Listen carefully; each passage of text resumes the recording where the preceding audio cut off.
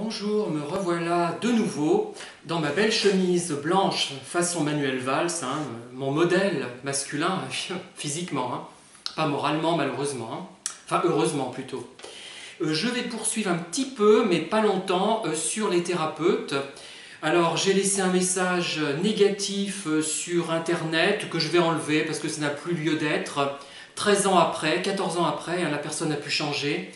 Parce que vraiment, j'avais mal vécu donc, un entretien avec une prétendue psychologue que j'ai trouvée tout à fait incompétente de par son approche des événements déjà et de par son manque d'empathie positive. Et sa tendance surtout à culpabiliser les patients. Là, c'est extrêmement grave, mais ça ne sert à rien puisque si elle y a encore, elle a dû sévir, mais on n'y peut rien. Pendant 14 ans, j'aurais dû réagir avant, mais je n'ai pas eu le réflexe de faire un courrier carrément, comme on me le conseille d'ailleurs.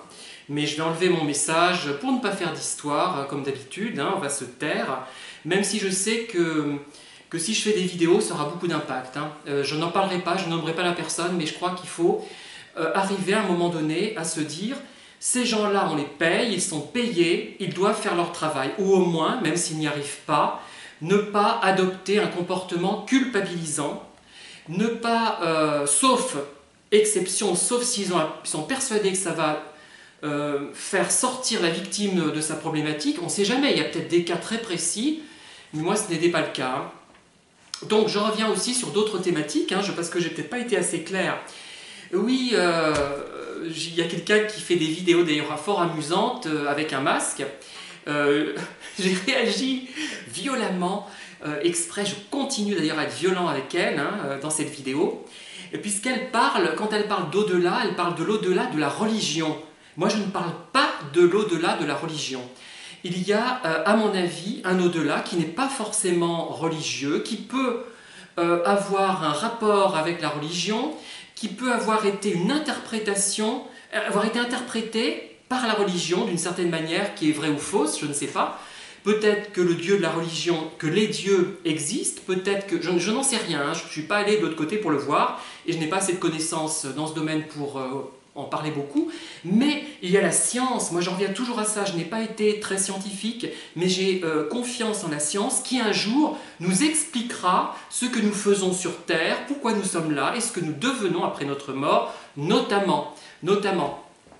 Et moi je ne crois pas dans ces tunnels de lumière, à un moment donné, je dis ça m'a un peu intéressé, mais je n'y crois pas, ça n'explique pas ce qu'est l'au-delà, à mon avis. Mais c'est quand même, je pense, une façon pour le cerveau qui est en train de mourir, que ce ne soit pas trop pénible pour la personne. Voilà, c'est l'organisme qui est miraculeux d'une certaine manière.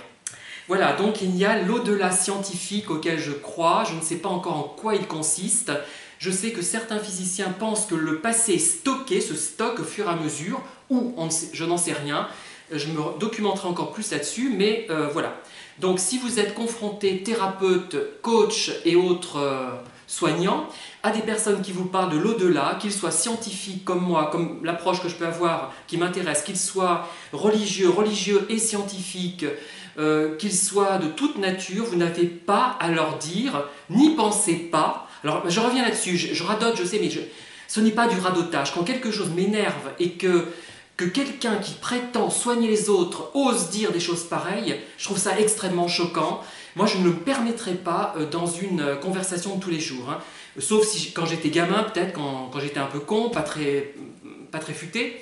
Mais si la personne revient sur un sujet, notamment si la question de l'au-delà la taraude, il ne faut pas répondre, ne vous posez pas tant de questions sur l'au-delà et pensez plutôt à autre chose. Non, alors, c'est pas un thérapeute ça. Ça, c'est peut-être l'épicière du coin qui peut dire ça, encore je pense qu'elle est plus intelligente que ça. Ce n'est pas un thérapeute qui a fait Bac+5, ou voire plus, non. Ou alors c'est vraiment qu'il faut remettre en cause les diplômes, savoir ce qu'ils valident et comment on les donne. Et comment on donne les postes à des gens qui tiennent de pareils discours. Par ailleurs, on peut être en divergence d'opinion sur un sujet, mais l'homophobie, le sexisme, ce ne sont pas des opinions, ce sont des délits. Voilà, c'est puni par la loi. Alors si la psychanalyse est sexiste, il faut peut-être fouiller un petit peu là-dedans et voir si certains psychanalystes ne devraient pas être interdits d'exercice, carrément, moi je pense, hein, au bout d'un moment. Parce qu'il y a des conceptions vraiment sexistes avec la famille traditionnelle, le père qui représente truc muche, la mère autre chose, etc. Je suis désolé, la vie évolue, c'était un modèle sans doute adapté à un moment donné de l'histoire, mais ça ne l'est plus forcément maintenant. Voilà. Donc je crois qu'il faudrait, moi je vais fouiller un peu ça et voir si je ne peux pas lancer soit une pétition qui n'aura pas d'effet mais qui aura une valeur symbolique, parce que c'est trop grave. Hein. Bon, il est vrai que dès que j'entre en relation avec des gens qui ont ce vécu psychanalytique, j'ai l'impression de parler à des gens qui ne pensent pas, je suis désolé, ou qui sauraient faire un dogme. La science, ce n'est pas un dogme, ce n'est pas une religion, la science, ce n'est pas ça. Elle évolue sans arrêt, elle est sans cesse remise en question. Et moi je crois qu'on ne peut pas utiliser des modèles qui étaient valables il y a 50 ou 100 ans. Voilà.